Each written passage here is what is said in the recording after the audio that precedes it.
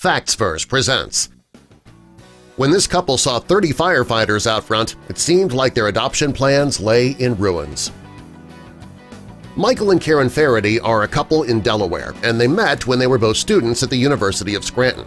They were both members of the Reserve Officer Training Corps, and they went on to join the military.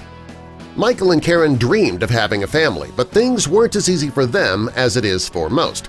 After trying for 4 years to have a baby with no success, they went to see a specialist and they found out that infertility was plaguing their attempts to conceive. When they found out that they couldn't conceive a child on their own, they decided to go for adoption. At first, the couple questioned their decision to adopt because it was a long and daunting process. After talking about it for a while, they agreed it would be worth the work. The couple met with the adoption agency, Adoption Makes Family, and they were told the process could take up to a year. Michael and Karen figured that since having a baby would take over 40 weeks from conception to delivery, they could handle a year of waiting. They just wanted to be parents and decided to do whatever necessary to make that dream come true. The first thing the couple did was hire an adoption attorney. They heard from other couples who had adopted that it's good to have an attorney protecting their interests. Next, they went through all the paperwork, the medical exams, the psychological exams, and they got letters of reference from friends and family members. Karen says that she couldn't believe how much work went into adopting a child who had nobody to care for them. She says anybody can get pregnant and have a baby, but to adopt a needy child, you had to jump through hoops.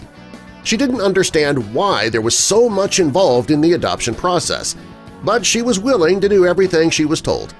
Both Karen and Michael were sure that all the work would be worth it in the end because they'd be able to hold their baby finally. One of the last steps the couple needed to complete was a home visit.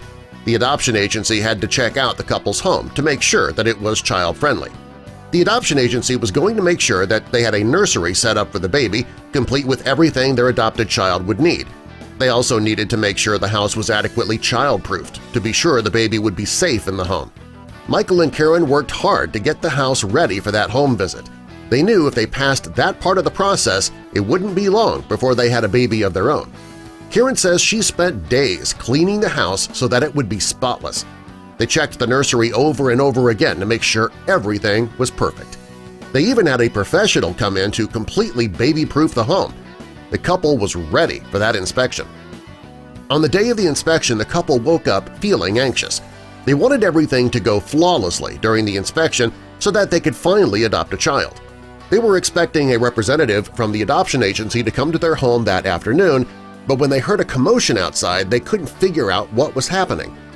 The couple was in the house waiting for the adoption agency to arrive for the inspection, and they heard fire trucks outside. There were at least 30 firefighters outside the house, and they were Michael's co-workers. He was a firefighter himself. When Michael and Karen looked out the window, they saw the fire trucks and heard the firefighters singing "Little Red Wagon." It was a song that Michael had learned the previous year at the academy. When the couple went outside, they saw an ambulance pull up in front of the house. They had no idea what to think about this. Michael and Karen went outside to talk to the firefighters when the ambulance doors opened, and inside was the head of the adoption agency, Dean Kirshner, and he was holding a baby in his arms. Michael and Karen were a bit confused until Dean told them that the baby boy in his arms was their baby. The couple named him Michael Terrence Faraday III. When Dean put the baby into the couple's arms, the firefighter said, "Welcome to your forever home," in unison.